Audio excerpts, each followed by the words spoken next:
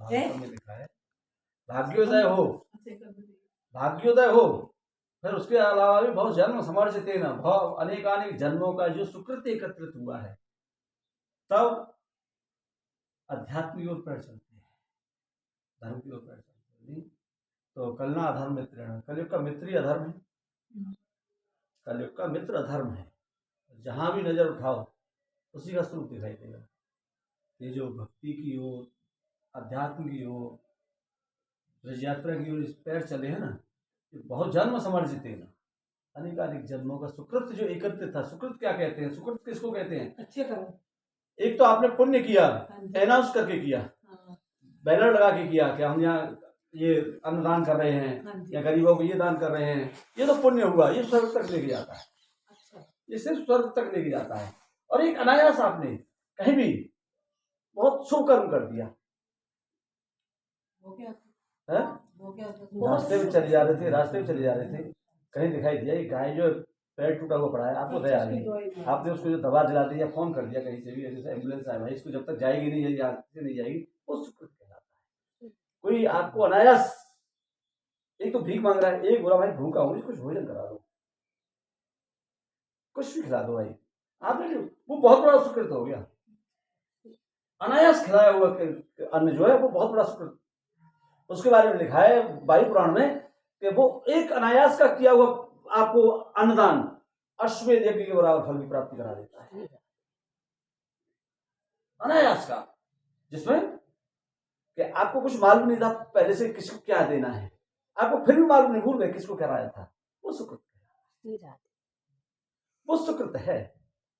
और संकल्पित किया हुआ, संकल्प से किया हुआ वो पुण्य होता है। उसकी चमक जो है वैकुंठ, उस स्वर्गलोक तक है। लेकिन इसमें तो वैकुंठाधिपति नारायण जी सोचते हैं इसको क्या है, तो एकत्रित कर लेते हैं। एकत्रित करने के बाद फिर उस जीव को जिस योनि में जाता है, कहीं कष्ट में तो नहीं है, कोई कुछ तो नहीं है, उस सुकृत को उदय कर देते हैं। ज्यादा फंसा हुआ है संसार में, इसको आगे निकालना है, उस सुकृत को उदय कर देते हैं। भाग्य उदय है बहुत जन्म समाज, ये जो हुआ है ना, ये आपका एक जन्म जन्मांतर का सुकृत था। क्योंकि हरिवंश पुराण में बड़े सुंदर भाव से लिखा है कि जीव, कलयुग का जीव जो है, सहज स्वभाव ऐसा होगा उसका कि अधर्म की ओर उसका पैर अपने आप स्वतः चलेगा।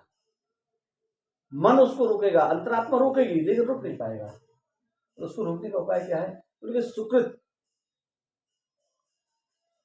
बड़े भाग मानुष तर पावा, सुर दुर्लभ सदग्रंथ गावा, साधन धाम मोक्ष कर द्वारा, आए न जी पर लोग सुनारा। यही नहीं है साधु, वही नहीं है कपड़े रंग के बैठा हो गृहस्थी। आप सब गृहस्थ, जो सब गृहस्थ वो सब साधु है, जिसने अपने साधन को जो है अपने उसमें लगाया। पहले अपना उद्धार कर ले, उसके बाद तो स्वतः ही हो जाता है और उद्धार। क्यों कि धुएं के संपर्क में आने से आंखें अपने आप अंधी हो जाती हैं और प्रकाश में आने से अपने आप आंखें खुल जाती हैं। ऐसी जीव है, जब स्वयं जो है सत्कर्म की ओर अग्रसर होता है तो उसके सत्कर्म जो है अपने आप प्रकाशित हो जाते हैं। अब यहाँ आप आए हो हांडी बनना, इसके लिए कुछ गारंटी भी है। अकेले पहली बार नहीं आए हो, पहली बार नहीं आए हो आप, सुनो बहुत समय से आ रहे हो। वायु पुराण में कथा है कि जिस समय ब्रह्मा जी यहाँ राधा कृष्ण का विवाह करा रहे थे, तो उसमें लिखा है कि 3 करोड़ महाभाव आत्माएं, देव, दक्ष, यक्ष, किन्नर, राक्षस तक, पशु, पक्षी, जीव, जंतु, लता पता के रूप में यहाँ उपस्थित थे। हम शादी में पहले उपस्थित हुए हैं, इनका कहने का भाव ये है। और वही महाभाव आत्माएं बार बार स्वरूप बदल करके यहाँ आती है। अब आपको मनुष्य का स्वरूप मिला है तो आप यहाँ रहे, पहले कोई और स्वरूप था तब आ रहे थे, तो वही आती है। इसको सरल भाषा में फिर रघुनाथदास गोस्वामी ने बहुत सरल कर दिया ब्रजविलास ग्रंथ में। वो कहते हैं कि भांडे में तो वही जीव आ सकता है। और कौन सा? जिस समय ब्रह्मा जी राधा कृष्ण का विवाह करा रहे थे, उस विवाह में किसी न किसी रूप में यहाँ उपस्थित था। और इसी को दृष्टि सिद्धांत में बल्लभाचार्य जी ने और सरल कर दिया, बोले भांडीर वन गुप्त वन है। अच्छा ये बताइए विवाह की लीला के बारे में कितने लोगों को मालूम है? बहुत कम लोग जानते हैं। मैं तो ये कहता हूं कि यहाँ के निवासी भी उस तत्व के बारे में नहीं जानते हैं। पद्म पुराण में कथा आती है ब्रह्मा जी की, कौशिकी संहिता में नंद बाबा और यशोदा की, पूर्व जन्मों के सुकृत एकत्रित करके यहाँ आए दोनों। नंद बाबा यशोदा 9 वसु हुए हैं, 7वें वसु है द्रोण और धरा नाम के। द्रोण महाराज की पत्नी धरा देवी 10,000 वर्ष तपस्या की है और गोलोक धाम में पहुंच गए। अब देखिए इतनी बड़ी तपस्या के बाद भी राधा रानी दर्शन नहीं हो रहे। गोलोक धाम में इनको राधा रानी दर्शन नहीं हुए श्री राधा के। तो बड़े सुंदर भाव से नेत्रों में आंसू भर के प्रार्थना कर रहे हैं द्रोण महाराज कि प्रभु आपके दर्शन हो रहे गोलोक बिहारी, लेकिन आपकी आराधनी शक्ति राधा के दर्शन नहीं हो रहे। ऐसा हमारा क्या सुकृत कम रह गया जो हमारे ऊपर कृपा नहीं हो रही। तो आकाशवाणी हुई है द्रोण मन दर्शन तब नास्ति, इस समय दर्शन नहीं हो सकता है। तो कदावा खेलन तो ब्रज, कभी जो ब्रज में हम पहुंचेंगे तो अपने स्वरूप का, ये नहीं कहा है कि मैं राधा, मैं अपने स्वरूप का दर्शन दूंगी। अपना स्वरूप क्या है उनका? नव कैशोर नव किशोर, नव कैशोर अवस्था, लगभग 13-14 वर्ष की अवस्था, उनका निज स्वरूप है राधा रानी का। द्रोण महाराज आश्वस्त हो गए, चलो कुछ न कुछ तो आश्वासन मिला। वही द्रोण महाराज नंद बने हैं ब्रज में आकर के, और उनकी पत्नी धरा देवी बनी है यशोदा जी। अच्छा एक और बड़ा भ्रम पैदा हो जाता है कि कृष्ण द्वारका चले गए, ब्रज में भी कृष्ण है, वो कृष्ण कौन से थे? वहां भी बड़ा सुंदर भाव से एक निरूपण कर दिया है कौशिकी संहिता में कि जिस समय गोलोक धाम में द्रोण महाराज धरा देवी पहुंचे तो गोलोक बिहारी का स्वरूप देख करके, रूप सौंदर्य देख करके इतने आह्लादित हो गए कि धरा मैया को तो एकदम से योग मूर्छा आने लगी, ऐसे बेहोश होकर गिरना चाहती हैं। द्रोण महाराज संभाल नहीं पाए, इतने में ठाकुर जी स्वयं खड़े हुए और यह संभाल लिया उनको। एक शब्द निकला है कि माँ आप इतनी अधीर क्यों हो रही है? जब चेतना आई है बाहर, बाह्य चेतना आई तो आपने कुछ कहा नहीं, प्रभु आपने कुछ कहा, आपने मुझे माँ कहा है। ऐसे आंचल फैला लिया कि आप अपने भक्तों की इच्छा पूर्ण कर, मेरी इच्छा कि आप मेरे पुत्र हो। कोई गोलोक बिहारी नंद नंदन। भागवत जी में बड़े रहस्य हैं। श्रीमद् भागवत कहती है जिस समय वसुदेव जो लेकर के आए हैं, ओ भाऊ 2 बालक मिले। वहां पर 2 बालक कौन से थे भाई? वहां तो कन्या मिलनी चाहिए। शब्दों के फिर मूल जान लेते हैं विद्वान होते हैं जो उन शब्दों की ग्रंथियों को, ये अखंडानंद सरस्वती महाराज बड़े सुंदर भाव से खोलिए। तो वो नंद नंदन बन करके आए गोलोक बिहारी। नारद जी से क्यों कह रहे हैं महाराज? ठाकुर जी झूठ बोलते, भगवान झूठ बोल सकते हैं क्या? पादमेकम गच्छामि नारद हम ब्रजं त्यजेत, मैं ब्रज को छोड़ करके एक पैर बाहर नहीं निकालता हूँ। भैया द्वारका जा रहे हो, मथुरा में कंस का वध कर रहे हो, जरासंध पता नहीं क्या क्या महाभारत का युद्ध करा रहे हो, वो कौन करा रहा है? ब्रज से आप बाहर नहीं गए, वसुदेव नंदन चले गए। नंदन स्वरूप। अब ब्रह्मा जी की तपस्या देखो, ब्रह्मा जी ने सतयुग में 68,000 वर्ष तपस्या की है, पद्म पुराण में कथा है। 68,000 वर्ष तपस्या करते करते नारायण जब सामने आए हैं तो ब्रह्मा जी से बोले, ब्रह्मा जी आपने तपस्या से सब कुछ प्राप्त कर लिया, अब क्या शेष रह गया है? तो प्रभु एक इच्छा, एक कामना शेष रह गई है और आप अपने भक्तों की कामना इच्छाएं पूर्ण करते हैं। बोलो क्या है? तो मुझे एक पुत्री का कन्यादान करना है। तो ब्रह्मा जी इस समय नहीं पूर्ण कर सकता हूँ, द्वापर में आपकी इच्छा द्वापर में पूर्ण होगी। देखिए ब्रज में वो नंदन बन के आए, वो बसवान नंदनी बन के आई हैं श्री राधा जो है। ऐसे ही आंगन में बड़े आनंद से खेल रहे लाला जो छोटे से कन्हैया हैं, लगभग 1.5-2 वर्ष के, घुटुन चल रहे हैं। नंद बाबा आंगन में से, महल के आंगन में से निकल रहे तो आह्लाद में बढ़ गए, प्रेम में, लाला गोद में उठा लिया और पुचकारते महल से बाहर निकल रहा है। यशोदा जी कह रही पीछे से कहाँ लेके जा रहे हो, जल्दी लेके आना। सुना अनसुना करके निकल गई और चलते लाला से तोली बातें करते ना, बड़े प्रेम से बातें करते हैं। ये इतना ध्यान देगा, भांडोट के निकट तक आ गई। उसी के ठाकुर जी लीला कर रहे। देखो गर्ग संहिता कहती है कृष्ण ने एक नई लीला की रचना कर दी। क्यों? इसको किसी का सुख नहीं देखा जाता है ना। और रचना क्या करती है, बड़ी तेज आंधी आई, बहुत तेज आंधी। तो आंधी आती तो कोई बात नहीं, नंद बाबा ने जो अपना पटका दुसाला था उसको छिपा लिया लाला को, आंधी से बचाव हो गया। फिर भी चैन नहीं पड़ा ठाकुर जी को, मूसलाधार बारिश। अब भीग रहे हैं, भीग गए, पेड़ों के नीचे दौड़ दौड़ करके बचाव कर रहे हैं, लेकिन पेड़ों से पानी घिर घिर के आ रहा है, मूसलाधार बारिश, पेड़ टूट टूट के गिर रहे हैं। नंद बाबा बेचारे परेशान है और कन्हैया रो रहे हैं जोर जोर से, बहुत जोर जोर से रोने लगे, खूब चुप कराने की कोशिश करते हैं लेकिन कहीं चुप नहीं होते हैं। तब नंद बाबा ने आवाज लगाई है, भाई कोई है, कोई हो तो नितांत, जंगल ही जंगल है, पांडित यमुना जी सामने बह रही है, और कोई है हमारी सहायता करने वाला, भाई हमारी सहायता करो, हमारे लाला को बचाओ, हमारे कन्हैया को बचाओ। शिक्षक चमत्कार हुआ है। और यहाँ पर कितना सुंदर वर्णन किया है गर्ग शंकर ब्रह्म वैवर्त पुराण में कि चमत्कार होते बारिश बंद हो गई है, बारिश बंद होती नंद बाबा क्या देखते, भांडेरुल प्रकाश से भरता चला जाता है।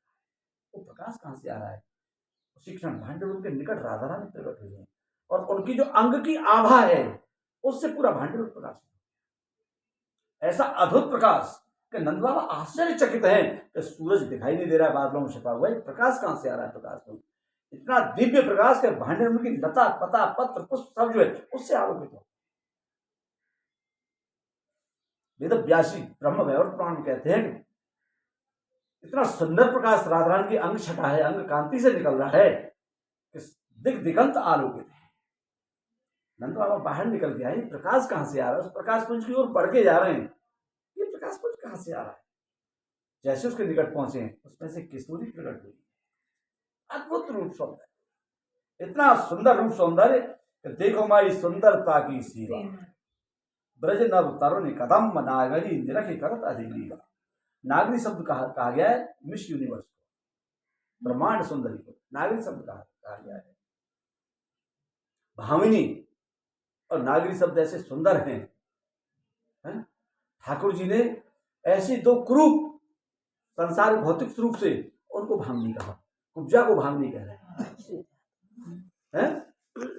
भामिनी शब्द होता है सर्वांग सुंदरी, उधर किसको कह रहे हैं, रामचरितमानस में सबरी, जनक सुता की सुधि कहो भामी, कह भामिन सुन सुंदर बाता मानव एक भक्ति कर नाम, भामिनी सब। और यहां कितना सुंदर, तो नंद बाबा जैसी कि देखो मैं सुंदरता की सीवा ब्रज नव तरुण कदम नागरी निरखी करत अधिग्रीवा, उस रूप सौंदर्य को देख करके जो सर्वांग सुंदरी है, ब्रह्मांड सुंदरी, वो भी ऐसे गर्दन झुका रही हैं। और फिर आगे कहते जो को कोट कल्प लग जीवे, करोड़ों कल्पों तक जिए वो, रसना कोट की पावे, करोड़ों उसके मुंह बोलने के लिए रसना हो, तव रुचिर बदनार विंद की शोभा कहता नार है। वही बात आ गई ना, एक सखी जो है, इधर राम जी पहुंचे हैं पुष्प वाटिका में, इधर किशोरी जी पूजन करने आई है गौरी जी का। अब सखी ने दर्शन कर लिए, हड़बड़ाती हुई जानकी किशोरी जी के सामने पहुंची है, बोल क्या देख के आई, बावली हो रही है तुम, क्या देख लिया, ऐसी बावली होके आई है। तो देखा है, जिन्होंने देखा वो बयान नहीं कर सकते, और जो बयान कर सकता है उसने देखा नहीं, त्रुटि न हो जाए। नंद बाबा के सामने जैसी किशोरी जी प्रकट हुई, अद्भुत रूप सौंदर्य, नव कैसो मायरी सहज जोरी प्रकट, सहज स्वरूप, 13-14 वर्ष की अवस्था है, नव कैसो अवस्था। और नंद बाबा ने जैसे ही दर्शन किया है राधा रानी का, पूर्ण जल गया, चरणों के पड़े, लाला के चरणों में डाल दिया और स्वयं परिचय दे रहे हैं, बोले आप श्री राधा हो, मैं आपके गोलोक धाम में दर्शन नहीं कर पाया था, आपने मुझे ये कृपा स्वरूप वरदान दिया था, मैं वही द्रोण हूँ, मैं वही द्रोण हूँ, आज आपके सन्मुख दर्शन मेरे ऊपर कृपा किया। फिर बोले तत्रूप से भी जानता हूँ, राधा कृष्ण स्वरूपा, वही कृष्ण राधा, राधा ही कृष्ण है, कृष्ण ही राधा है, ये मेरे गुरु सांडिल्य ने मुझे बताया। बोले दो रूप आपने धारण किए हैं, एक रूप से ये मेरी गोद में बैठे हैं, दूसरे रूप से आप भी तो ब्रजवान जी के घर आई हैं। फिर निवेदन किया, एक काम करो, अभी हम भीग रहे थे, और एक और चीज देखो, लाला भी सुबह रहे रो रहे हैं, जैसे श्री जी की गोद में दिया है एकदम चुप खिलखिला गया, नहीं हंसने लगे। बोले इस बालक को ले जाओ, मेरे लाला को ले जाओ, गोकुल यशोदा के पास पहुंचा। अब यहां से चली है लेकर के, नंद बाबा बोले मैं आगे जाऊंगा निकल, कौन रह गया, मात्र किशोरी जी और गोद में उनके कन्हैया जी। यहां से लेकर के चलिए गोकुल के लिए। तो अकस्मात कौमारी प्रकट नव कैसुर, जो बालक स्वरूप था कृष्ण का वो गायब हो गया। उसी क्षण गर्भ क्षमता कहती है 1000 खंभों का दिव्य मंडप प्रकट हुआ है। ऐसा अद्भुत मंडप जो रत्नों से मणिमाणिकों से सुसज्जित है, उसमें बड़ा सुंदर जो है स्वर्ण सिंहासन प्रकट हुआ है और उस पर नव तरुण कृष्ण, नव तरुण 15-16 किशोरी मंडप में पहुंचे। उसी क्षण नारद जी प्रकट हो गए। तब नारद जी ने निवेदन किया, प्रभु इसी दिन के लिए तो ब्रह्मा जी तपस्या कर रहे थे, आपकी आज्ञा हो तो मैं ब्रह्मा जी को आह्वान करूं। ब्रह्मा जी को नारद जी ने आवाहित किया है, ब्रह्मा जी प्रकट हुए। उसी मंडप में वेदी की रचना करके वर युगल को बड़े सुंदर भाव से बिठाया। स्वयं ब्रह्मा जी पुरोहित बने और पुरोहित बनने का उपरांत बोले प्रभु विवाह तब तक पूर्ण नहीं है और ये मुझे आपने नारायण स्वरूप में मुझे वरदान दिया था कि मुझे ये कन्यादान करना है, आपकी आज्ञा उसने कन्यादान कर, तब कन्यादान। हमारे गाते हैं ना, गावत मोर मराल सुहावनी सहचरी भरी आनंद करत रस में। ये रस बड़ा एकांतिक है, बड़ा अनुभव गम्य है। ये अभी 18 तारीख को गोपिका हमारी बहन आई, हुआ क्या कि बटवृक्ष के नीचे वो कुछ करके गए होंगे, पहले से बातचीत चल रही होगी उनकी, अब उनको 20-30 हजार रुपये देंगे बेचारों ने ड्रेस वगैरह किसके लिए, फिर दोबारा सारी जगह